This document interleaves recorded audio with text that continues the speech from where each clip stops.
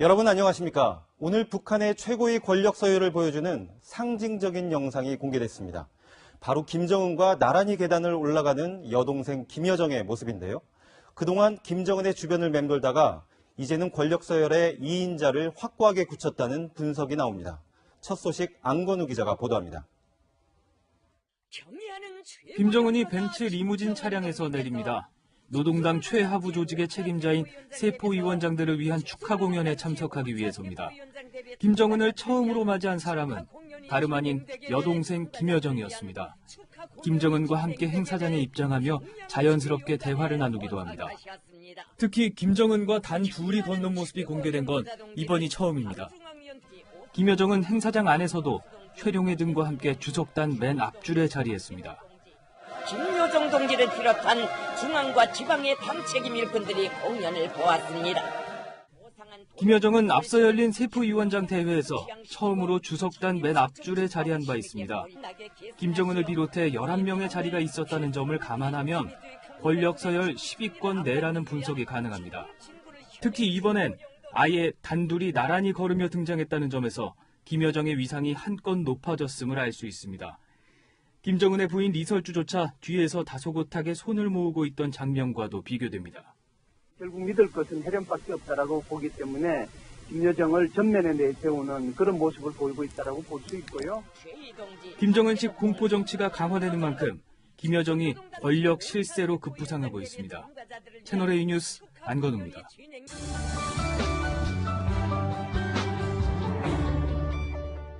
이를 두고 김정은이 남매 정치에 속도를 내고 있다는 분석이 나오고 있습니다. 그런데 이런 남매 정치, 김정일 집권 때에도 있었습니다. 어떤 의도가 있는 것인지 최성 기자가 보도합니다. 김정은이 남매 정치에 본격 시동을 걸었습니다. 남매 정치는 아버지 김정일 시대에도 있었습니다. 김정일의 여동생 김경희는 당 부부장과 정치국 위원을 지내는 등 주요 직책을 맡았습니다. 특히 김정일이 뇌졸중으로 쓰러진 2008년 이후 실세로 자리매김했습니다. 김정은도 자신이 의지할 수 있는 유일한 혈육인 김여정을 앞세우고 있습니다. 김여정은 지난해 당 중앙위원회에 오른 뒤 정치국 후보위원이 되기까지 오랜 시간이 걸리지 않았습니다. 일각에선 김여정이 전면에 등장한 건 김정은이 그만큼 불안해하고 있는 거라는 분석이 나옵니다. 군대 활동이 줄어드는 것도 같은 거죠. 그런 게 필요가 없는 거죠. 그러니까 이제 더욱더 독단적이고 독선적인 정치 결정이 많이 나오게 되죠. 강력한 대북 제재 등이 이어지면서 이를 돌파하기 위한 남매 정치가 더욱더 폭을 넓혀갈 것으로 보입니다. 채널A 뉴스 최선입니다.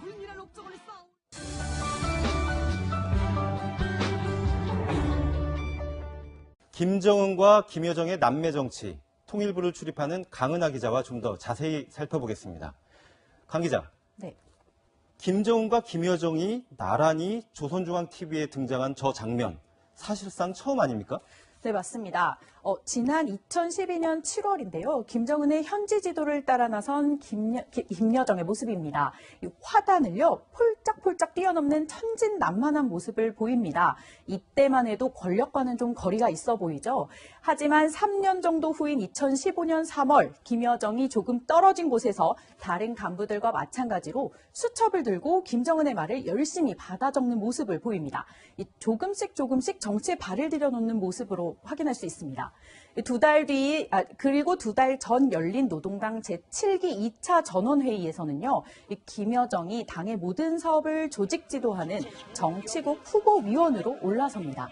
이 주석단에 김정은과 나란히 앉는데요. 이때부터 남매 정치가 사실상 본격적으로 시작됐다고 볼 수 있습니다. 그리고 바로 오늘 북한은 김정은과 김여정 둘이서 자연스럽게 대화를 나누며 나란히 계단을 걸어 올라가는 모습을 공개했습니다. 네, 지금 설명대로라면 이 4장의 사진을 보면 점점 김정은 곁으로 다가오는 것을 볼 수 있는데 맞습니다. 김정은과 나란히 선다는 것, 어떤 의미가 있는 겁니까? 네, 과거 황병서를 비교할 수 네. 있는데요. 황병서는 김정은보다 조금 앞서 걸으니까 화들짝 놀라면서 뒤로 물러서는 모습이 포착됐었죠. 네. 당시 2인자로 불리던 황병서조차도 결코 김정은과는 나란히 걸을 수 없었던 겁니다. 심지어요, 김정은에게 말을 걸 땐 무릎을 꿇어가면서 몸을 낮추는 모습을 보였었습니다. 하지만 김여정 다릅니다. 김정은의 친혈육이죠. 그 누구도 건드릴 수 없는 진짜 백두혈통인 겁니다. 특히 이번 모습은 조선중앙TV를 타고 북한 전역으로 방송이 됐습니다. 이 북한 주민들도 이제는 김여정이라는 인물이 유일무이한 실세라는 것을 저 화면을 통해서 알게 됐다고 볼 수 있습니다. 네, 김정은의 아버지 김정일도 여동생 김경희와 남매 정치를 했잖아요. 네. 그렇다면 김경희하고 김여정 어떤 차이점이 있는 겁니까? 네, 김경희는요, 42살이 돼서야 당 중앙위원으로 선출이 됩니다. 그리고 무려 84살이 되고 나서야 정치국 위원회 이름을 올립니다. 그 전에는 사실상 모습을 드러내지 않고 김정희를 보좌한 건데요. 김여정 겨우 30살밖에 되지 않았습니다. 하지만 김정은과 어깨를 나란히 했습니다. 이를 두고 김정은의 자신감에서 비롯된 것이란 분석이 나옵니다. 이 핵을 사실상 완성했고 이제 자신이 모든 권력을 틀어줬다라고 생각하는 상황에서 이 여동생까지 확실하게 자리매김해준 겁니다. 하지만 또 일각에서는요, 이 강력한 대북 압박이 이어지는 상황 속에 김정은이 권력에 대한 불안감을 느껴서 유일하게 믿을 수 있는 친혈육을 내세우고 있다는 해석도 나옵니다. 네, 30살의 김여정. 말씀대로라면 엄청난 권력을 갖게 됐는데 네. 앞으로 어떤 역할을 할 수 있을까요? 네, 김여정 앞으로 김정은의 지근거리에서요 권력 기반을 더 공고히 하는 데 힘을 쏟을 거고요. 또 김씨 일가의 4대 세습 준비에도 김여정이 나서서 최선을 다할 것으로 보입니다. 네, 말씀 잘 들었습니다. 지금까지 강은하 기자였습니다.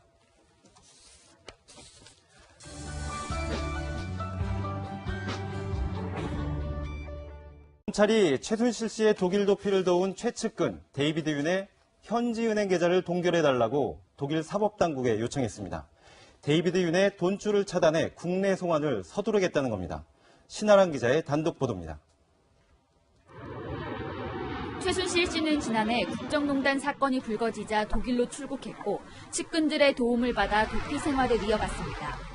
남자들이 여러 명 도와준 건 맞습니까? 네, 맞습니다. 말관리사하고요. 장남수 대리, 윤영식, 데이비드 윤 그렇게 알고 있습니다. 검찰은 독일에 남아 도피 생활을 하고 있는 데이비드 윤의 계좌를 동결해달라고 현지 사법당국에 요청한 것으로 확인됐습니다. 데이비드 윤은 박근혜 전 대통령과 최 씨의 이름을 팔면서 부동산 개발업자에게서 3억 원을 받은 혐의로 인터폴에 적색 수배됐습니다. 최근에는 지인을 통해 공범으로 기소된 한모 씨 측에 자금을 지원해달라고 요청한 것으로 전해졌습니다. 이 때문에 검찰은 데이비드 윤의 돈줄을 차단해 국내 송환을 서두르기로 한 겁니다. 데이비드 윤은 지금 어디 있습니까? 데이비드 윤은 저랑 연락 안 됩니다. 책임지기 싫어요. 검찰 관계자는 데이비드 윤은 최순실 씨 도피 자금 추적뿐 아니라 박근혜 전 대통령과 최 씨 재판에도 꼭 필요한 증인이라고 밝혔습니다. 채널A 뉴스 신아람입니다.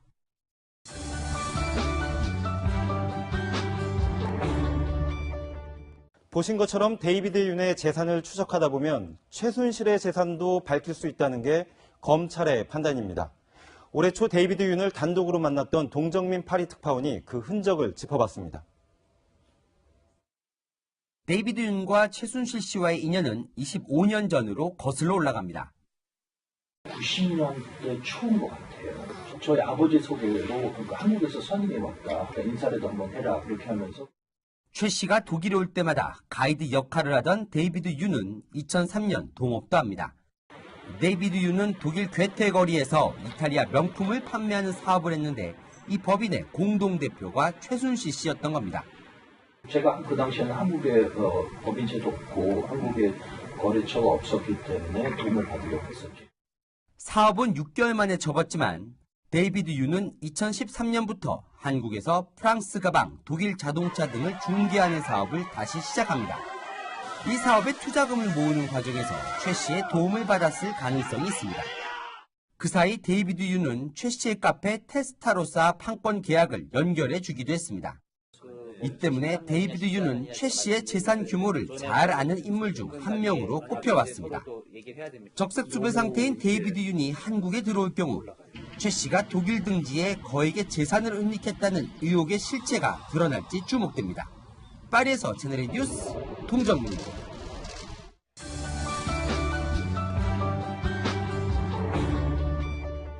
경찰이 고준희 양의 시신을 유기한 아버지와 내연녀의 어머니에 대해 구속영장을 신청했습니다. 준이 양이 숨질 때 함께 있었던 것으로 보이는 내연녀도 긴급 체포했습니다. 시신 유기에 적극 가담했다는 혐의를 받고 있습니다. 정용진 기자입니다. 겨울용 점퍼와 마스크로 얼굴을 가린 준이 양의 아버지 고모 씨. 아이를 유기한 이유를 묻자 입을 굳게 다물었습니다. 왜 아이를 야산에다 묻었습니까? 함께 시신을 유기한 내연녀의 어머니 김모 씨는 미안하다며 고개를 떨궜습니다. 죄송합니다. 경찰은 두 사람에 대해 구속영장을 신청했습니다. 지난 4월 27일 새벽 군산의 한 야산에 숨진 준이 양을 매장한 혐의입니다. 경찰은 내연녀인 이모 씨도 임의 동행에 조사하던 중 긴급 체포했습니다. 이 씨가 시신을 유기하러 따라가지는 않았지만 범행에 적극 가담한 것으로 보고 있습니다. 아버지 고 씨가 준이 양이 숨질 당시 내연녀 이 씨와 함께 있었다고 털어놨기 때문입니다.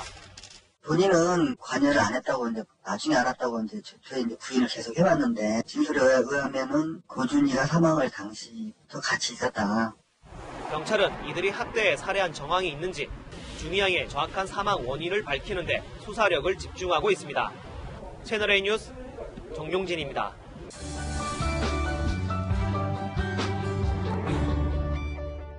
숨진 고준이 양의 시신을 야산에 묻은 아버지와 내연녀의 어머니. 이들의 이웃들은 이런 범행을 저질렀을 것이라고는 전혀 눈치채지 못했습니다. 이어서 공국진 기자입니다. 숨진 고준이 양의 내연녀의 어머니 61살 김모 씨가 2년 동안 살았던 주택가입니다. 이웃들은 김 씨가 숨진 손녀를 몰래 묻은 뒤에도 달라진 모습을 찾아볼 수 없었다고 말합니다. 오셔갖고 저는 전혀 그런 내색을 몰라가지고 전혀 그렇게 안 했는데 손녀를 돌보러 가야 한다고 주변 사람들에게 말하기도 했습니다. 말하자면 애기 보러 간다고 가셨다고. 집 주변 사람들 애기 보러 간다는 소리를 들으셨다고. 4월 26일 준이 양이 숨지고 넉 달 뒤 의붓 외할머니는 이사를 했습니다. 그런데 김 씨는 이사를 가게 된 이유가 옆집 사람들이 무서워서였다고 말했다는 겁니다. 그분 여느 나오셔서 그러더라고. 옆집이 어떻게 싸움을 하고 그냥 무섭고 그런가 이사 가셔야겠다고. 이곳에서 멀지 않은 곳으로 이사를 간 집에는 아이 장난감과 분홍색 신발이 평소 보란 듯이 놓여 있었습니다. 새로운 이웃 주민들은 아이를 키우는 줄 알았습니다. 신발도 갖다 놓고 장난감도 가지고 주머니에 넣고 막 내한테 그중 뭐 애기 있는 줄 알았지. 준이 양의 아버지는 지난달 실종 신고를 하면서 딸을 잃어버렸다며 경찰서에서 펑펑 울었습니다. 내연녀 역시 준이 양의 생일날 미역국을 지인들에게 돌리기도 했던 것으로 알려졌습니다. 채널A 뉴스 공진입니다.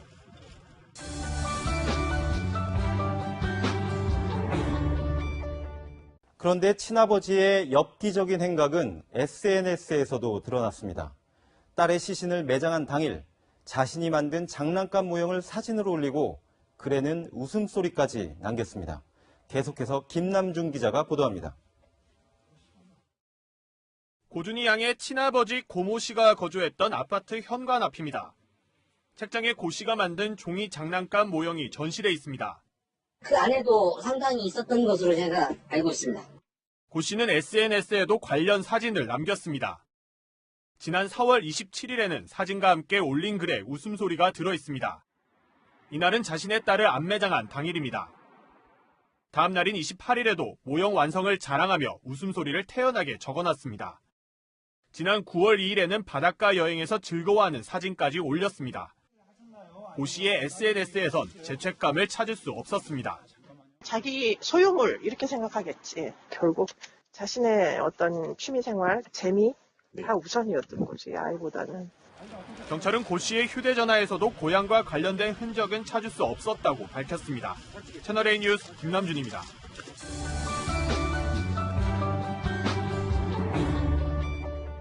고준이 양 사망 사건을 둘러싼 진실이 조금씩 드러나고 있습니다. 하지만 여전히 풀리지 않는 의혹이 남아있는데요. 사회부 조영민 기자 나와 있습니다. 일단 고준이 양이 친아버지에 의해서 버려진 게 아니라 단순히 그 친부에 의해서 유기됐다는 점이 드러났죠? 네, 그렇습니다. 일단 의문을 얘기하셨는데 역시 가장 큰 의문, 바로 고준이 양의 사망 원인입니다. 친아버지 고 씨는 자신이 시신을 유기한 것은 인정하지만 뭐 기타 학대나 아니면 사망에 자신이 직접적으로 영향을 주진 않았다 이런 주장을 하고 있습니다. 하지만 경찰은 이 주장을 곧대로 믿는 것 같지는 않습니다. 왜 그럴까요? 제가 이 아버지 고 씨의 초기 진술을 하나 준비했습니다. 경찰이 브리핑에서 밝힌 이 아버지 고 씨의 초기 진술 내용입니다. 이제 고준희 양의 그 사망 당시의 자신의 그 기억들을 담고 있죠. 내연녀의 모친의 집에서 죽었고 그 다음에 자신은 숨져 있는 자신의 딸을 발견만 했을 뿐이다. 이런 얘기를 하고 있는데 이 초기 진술이 뒤집혔습니다. 바로 뭐가 뒤집혔냐면 내연녀의 모친의 거주지에서 숨진 게 아니라 자신의 집에서 숨졌다고 오늘 진술이 뒤바뀐 것이죠. 이 때문에 딸이 숨진 뒤 발견했다는 진술, 이 진술에도 경찰은 당연히 이 신빙성이 떨어진다 이렇게 보고 있는 것 같고요. 때문에 이 부분에 대해서 계속해서 좀 더 사망 원인을 밝히는 조사를 이어가고 있는 걸로 보입니다. 그리고 이 친아버지가 실종 신고를 한 시점에도 의문이 제기되고 있습니다. 네, 그렇습니다. 8개월의 미스터리 이렇게 좀 정리를 해봤는데요. 이 뒤쪽에 준비한 그래픽을 한번 보도록 하겠습니다. 4월 27일 바로 고준희 양의 시신이 유기된 날짜입니다. 그리고 그 옆에 써있는 12월 8일 바로 실종 신고가 들어간 날짜입니다. 이 사이를 보시면요. 대략 8개월 정도의 시간 차이가 있죠. 앞서 리포트에 보신 것처럼 이 기간 동안 이 아버지 고 씨를 포함한 이 사건에 연루된 사람들은 마치 고향이 살아있는 것처럼 온갖 연기를 했던 것입니다. 그런데 여기서 드는 또 하나 의문, 제목에 밝힌 것처럼 이 8개월 이후 왜 하필 12월 8일에 거짓 실종 신고를 했냐, 이 부분이 의문으로 남는 것입니다. 수사를 하고 있는 경찰에게 저희 채널A 취재진이 한번 물어봤습니다.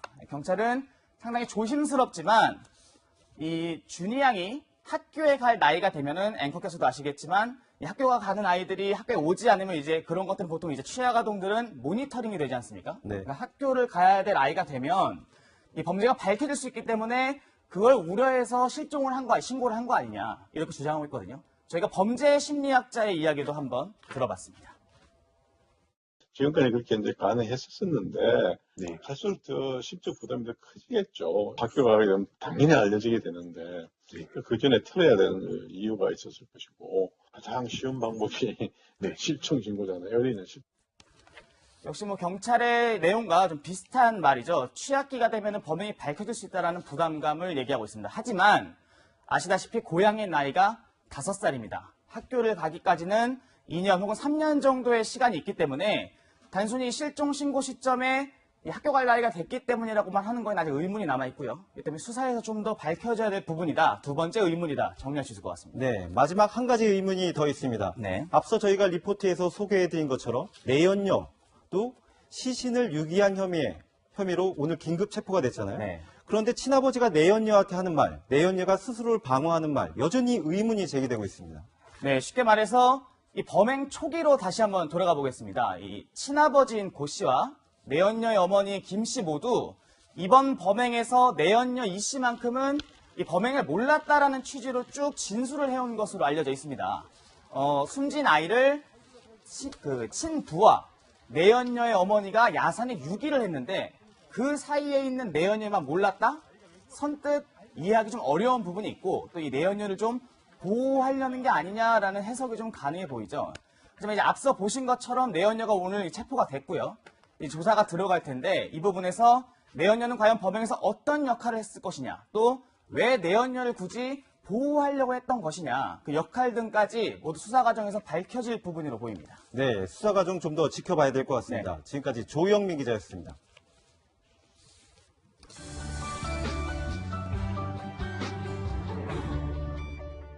충북 제천에 화재 참사가 난 지 오늘로 열흘째입니다. 합동분향소에는 그리움과 슬픔, 그리고 사랑을 담은 편지들이 있습니다. 이들의 사연을 김태영 기자가 취재했습니다. 하늘나라로 떠난 29명 사진이 놓인 합동분향소. 분향소 한쪽에 마련된 게시판에는 손바닥만한 노란색 쪽지가 한가득입니다. 희생자 사진과 마주한 조문객들은 한자 한자 꾹꾹 눌러가며 미안한 마음을 전합니다. 안 됐으니까 우리도 나이 먹고 젊은 사람이 절에 가니까 안 됐잖아. 작별 인사도 나누지 못한 채 먼저 떠나보낸 가족을 그리워하는 사연도 있습니다. 다음 생에도 엄마 아빠가 되달라는 어느 부부의 막내딸부터 너무나 보고 싶어 곧 따라가겠다는 남편은 고생한 아내에게 사랑한다는 말도 잊지 않았습니다. 할아버지 할머니를 향한 어린 손자의 애틋한 마음을 담은 삐뚤빼뚤한 글씨까지. 사연은 제각각이지만 가족을 그리워하고 보고 싶은 마음은 똑같습니다. 유족들을 위해 마련된 텐트에도 숨진 엄마와 아빠를 그리워하는 메모가 붙었습니다. 지난 26일 희생자들의 장례 절차는 모두 마무리됐지만 가족을 그리워하는 애틋한 사연은 보는 이들의 눈가를 촉촉이 적십니다. 제천시는 제천체육관에 차려진 분향소를 제외한 시청과 시민회관의 분향소는 오늘까지만 운영하기로 했습니다. 참사 열흘째인 오늘 분향소를 다녀간 조문객은 모두 9,000명에 이릅니다. 채널A 뉴스 김태형입니다.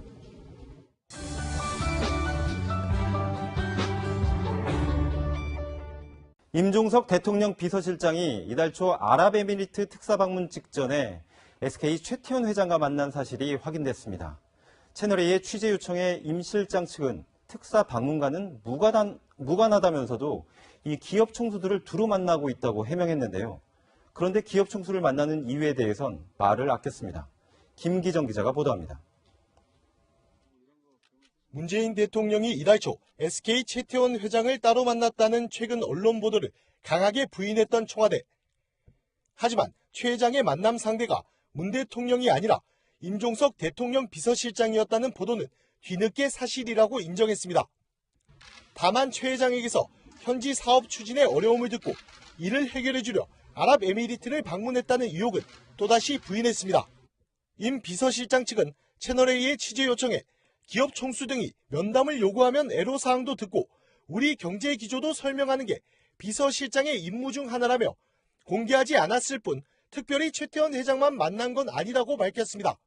반면 한 야권 관계자는 아랍에미리트가 문재인 정부에게서 군사협력 철회 신호를 받고는 한국 기업에 보복성 조치를 취한다는 첩보가 있다며 의혹을 제기했습니다.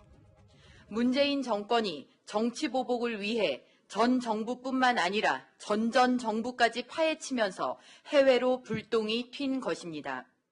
이번 의혹을 아랍에미리트 원전 게이트라고 이름 붙인 자유한국당은 국정조사를 촉구하고 나섰습니다. 채널A 뉴스 김기정입니다.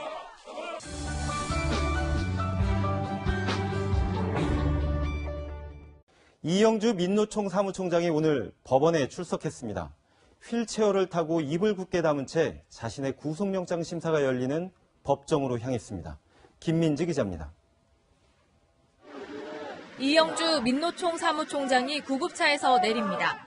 휠체어로 옮겨 앉은 뒤 구속영장 심사가 열리는 법정으로 향합니다. 그래서 어떤 내용 소명하실 건지. 민노총 관계자들의 시위로 법원 안에서는 혼란이 빚어지기도 했습니다. 이 사무총장은 지난 2015년 서울 도심에서 불법 폭력 시위를 주도한 혐의로 수배됐습니다. 이 씨는 민노총 사무실에 은신해 있었고 경찰은 민노총의 반발을 우려해 체포영장을 집행하지 못했습니다. 그런데 지난 18일부터 열흘간 서울 여의도의 더불어민주당 당사를 점거하고 한상균 전 위원장의 석방을 요구하며 단식 농성을 하다 체포됐습니다. 이 사무총장은 2시간 동안 열린 영장심사에서 폭력 집회 주도 혐의를 전면 부인한 것으로 전해졌습니다. 채널A 뉴스 김민지입니다.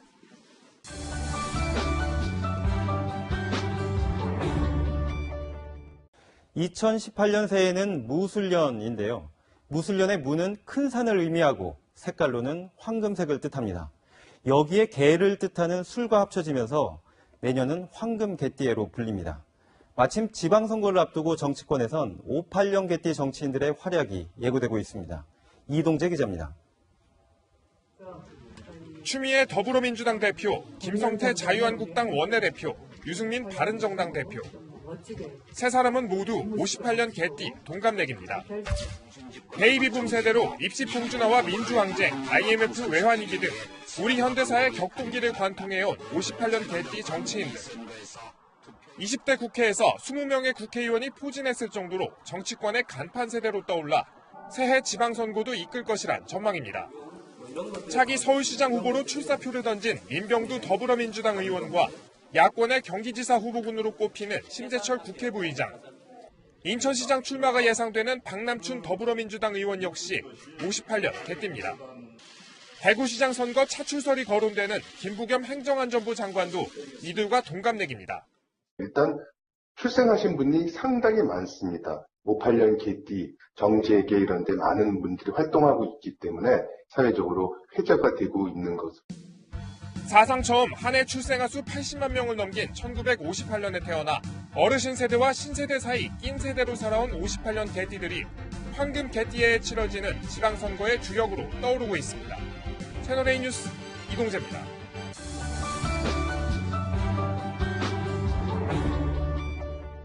팝 아티스트인 낸시랭이 기자회견을 자청했습니다. 자신의 남편과 관련한 의혹을 해명하기 위해서인데요. 낸시랭은 결국 눈물을 흘렸습니다. 이서영 기자입니다. 팝 아티스트인 낸시랭은 지난 27일 자신의 SNS를 통해 결혼 사실을 공개했습니다. 그러자 남편 왕진진의 과거 전력을 둘러싼 논란이 불거졌습니다. 2009년 장자연 리스트 사건 당시 장 씨의 편지를 위조했던 인물이라는 의혹이 제기된 겁니다. 이와 관련해 낸시랭은 남편과 함께 기자회견을 자청했습니다. 억측이든 사실이든 저는 모든 걸 이미 다 알고 있고 저는 제 남편 자체를 사랑하기 때문에. 남편도 세간의 의혹을 인정했습니다. 고 장자연과 관련된 그 사건에 그 실제 실존하는 그 인물인가라는 그 부분에 대해서 본인이 맞습니다. 과거 전력으로 전자발찌를 차고 있다는 의혹에 대해선 즉답하지 않았습니다. 발찌를 착용하고 있다 없다에 대한 부분이 왜 이렇게 궁금한지. 낸시랭은 부부로서 잘 살고 싶다며 기자회견 도중 눈물을 흘리기도 했습니다. 채널A 뉴스 이서연입니다.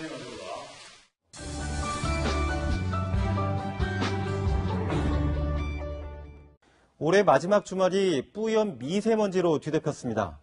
수도권에선 미세먼지 비상저감 조치가 처음 발령됐는데요. 설상가상으로 내일은 황사까지 온다고 합니다. 광화문에 나가 있는 최혜정 기상캐스터 전해주시죠. 네, 해가 지면서 이곳 광화문에는 비가 내리고 있는데요. 아직까지는 비의 양이 많지 않다 보니 여전히 대기 중 먼지 농도가 높은 편입니다. 오늘 오후 남산에서 바라본 모습입니다. 서울 시내는 뿌연 미세먼지에 갇혀 평소 맑은 날과 비교해 시야가 무척 답답해 보입니다. 목도 많이 조금 따가운 것 같고 얼굴도 따가운 것 같아요, 얼굴까지. 서울 등 전국 곳곳에는 초미세먼지 주의보가 발령됐습니다. 수도권에는 환경부가 올 2월 도입한 미세먼지 비상저감 조치도 처음으로 발령됐습니다. 이로 인해 오전 6시부터 오후 9시까지 공공기관 사업장과 공사장은 단축 운영에 들어갔습니다. 오늘 밤 사이 강수에 의한 세정과 내일 오전부터 풍속이 강해지면서 고농도 현상이 해소될 것으로 전망이 됩니다. 하지만 내일은 또 불청객 황사가 찾아오면서 서쪽 지방의 미세먼지 농도가 다시 높아질 것으로 우려됩니다. 환경부는 시민들의 야외 활동 자제, 마스크 착용, 대중교통 이용을 당부했습니다. 지금까지 광화문에서 채널A 뉴스 최혜정입니다.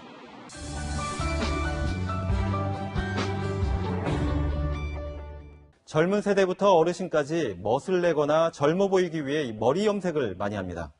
염색약으로 인한 부작용도 크게 늘고 있는데 심지어 천연 재료로 만든 염색약도 안심할 수는 없습니다. 이다희 기자입니다.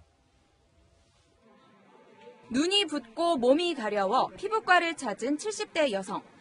염색약으로 인한 알레르기성 피부염 진단을 받았습니다. 미용실 하다가 집에서 좀 그전에 가끔 좀 했어요. 2달에 한 번씩 자주 하는 편이에요. 염색약의 화학물질이 누적돼 부작용을 일으킨 겁니다. 처음에 한참 사용했기 때문에 자기가 괜찮다고 생각하지만 어느 정도 이제 그거에 대해서 거부 반응이 몸에서 기억이 되면 점점 반응이 심해지거든요. 한 50대 여성도 천연 염색약이라고 해서 안심하고 구매했었다가 병원 신세를 졌습니다. 두피에 자극이 전혀 없다고 알려진 천연 염색약입니다. 일반 염색약 그리고 미용실에서 쓰는 전문가용 염색약과 어떤 차이가 있는지 직접 확인해 보겠습니다. 돼지고기에 각각의 염색약을 바르고 2시간 뒤 확인해 보니 확연히 진하게 나온 천연 염색약과 일반 염색약. 둘 다 가정에서 사용하는 셀프 염색약입니다. 혼자 막 발라도 염색이 잘 쉽게 나와야 되기 때문에 전문가용보다는 훨씬 독성이 있다고 볼 수가 있어요. 최근 3년간 염색약으로 인한 부작용 건수는 꾸준히 늘어 지난해 85% 증가했습니다. 천연 염색약을 아예 화학물질이 없는 것으로 오해하는 경우도 많습니다.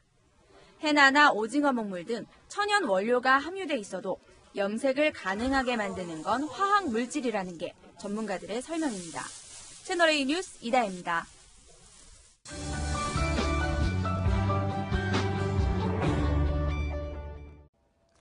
천연 염색약은 부작용이 전혀 없다고 생각하시는 분들 많으실 겁니다. 자세한 이야기 이다혜 기자와 나눠보겠습니다. 이다혜 기자, 이런 염색약 부작용 어떤 이유 때문에 생기는 겁니까? 네, 먼저 염색이 이루어지는 과정을 이해하시면 쉬운데요. 이 보시는 것처럼 모발은 생선 비늘 같은 것이 층층이 겹쳐 있는 형태로 이루어져 있습니다.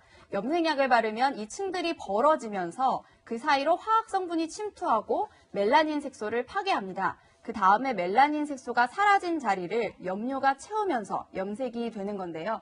대표적인 염료가 파라페닐렌디아민, 줄여서 PPD라고 하는 화학 물질인데 이게 염색약 부작용을 일으키는 주요 원인입니다. 탈모나 피부 가려움증부터 심하면 시력 손상까지 입을 수 있는데요.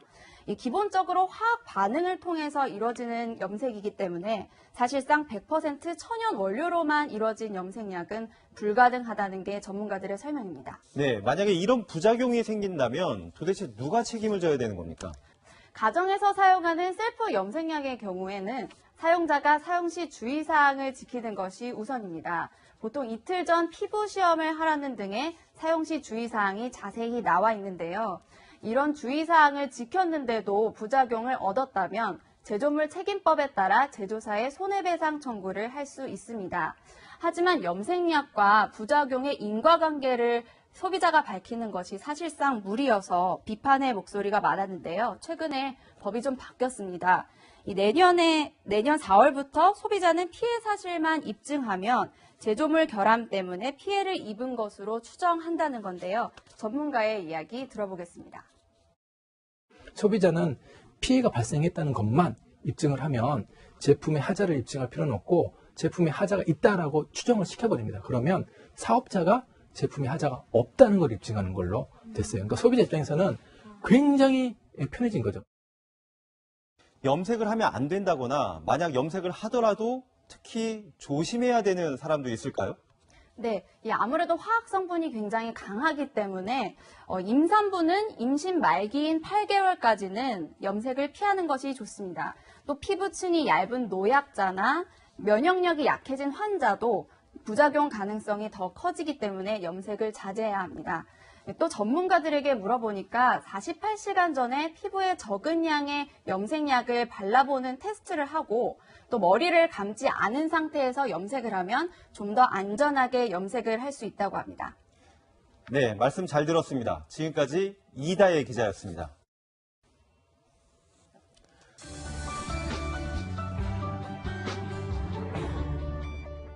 코앞으로 다가온 최저임금 인상 소식에 시름이 깊은 이들이 있습니다. 바로 꽃농가나 축산업에 종사하는 농민들인데요. 잠자리와 식사까지 제공하면서 외국인 근로자들을 고용하고 있는데 이들에게 줘야 하는 최저임금이 계속 오르면서 원가 압박에 내몰리는 겁니다. 결국 물가 인상으로 이어져 소비자 부담이 가중될 것이란 예상도 나오는데요. 최저임금 연속기획 마지막 시간, 이민영 기자가 현장 취재했습니다. 외국인 근로자가 돼지 축사에서 새끼 돼지들에게 사료를 주고 있습니다. 이곳 양돈장에는 돼지 분뇨 냄새가 코를 찌르는데요. 내국인들이 더럽다며 일하기를 꺼리다 보니 양돈장 인구의 절반 정도를 외국에서 온 이주 근로자들이 차지하고 있습니다. 양돈장 대표는 내년부터 최저임금이 크게 오른다는 소식에 머릿속이 복잡합니다. 농장 직원 40명 중 18명이 외국인인데 숙식을 제공하는 상황에서 최저임금 인상분을 반영해 월급을 올려주기가 부담스러운 겁니다. 숙소도 제공을 하고 아침, 점심, 저녁 다 이렇게 제공을 하는데 그런 것은 사실 인건비에 다 포함이 돼 있지 않거든요. 농장 같은 경우에는. 인건비 상승이 불러온 원가 압박 때문에 물건값을 올려야 할지 고민입니다. 더 올라갈 수 있겠죠. 5,000원 정도에서 한 7,000원 정도는 원가가 더 올라가지 않을까. 화훼 농장주도 사정은 비슷합니다. 품질 좋은 꽃을 얻으려면 안정적인 노동력 확보가 중요한데 손질을 얼마만큼 잘하느냐 전문가가 해서 이 질이 달라지거든요. 그래서 이게 사실 인건비 비중이 제일 큰 게 화훼 부분이라고 할 수 있어요. 오히려 외국인 근로자를 4명에서 1명으로 줄였습니다. 청탁금지법이 시행된 이후 꽃 수요는 급감하고 있지만 최저임금은 이와 관계없이 계속 오르고 있기 때문입니다. 2,400만 원을 주기 위해서 최소한도 1억 이상 여기서 매출 발생을 시켜줘야 돼요. 이런 문제 때문에 업종과 지역, 연령별로 차등화된 최저임금을 적용하는 나라도 있습니다. 농어촌이나 지역별 산업별 특성을 감안한 최저임금의 다원화를 고민할 필요도 있을 것이라고 생각합니다. 채널A 뉴스 이민영입니다.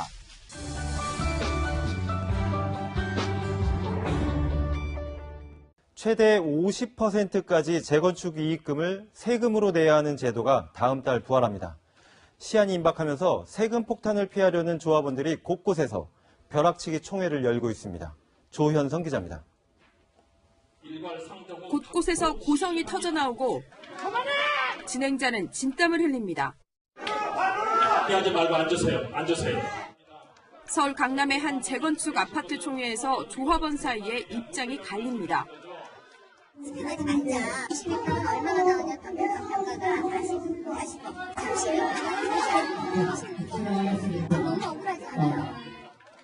감정평가액을 놓고 의견 조율이 안 된 상태지만 대다수 조합원은 총회 강행을 원합니다.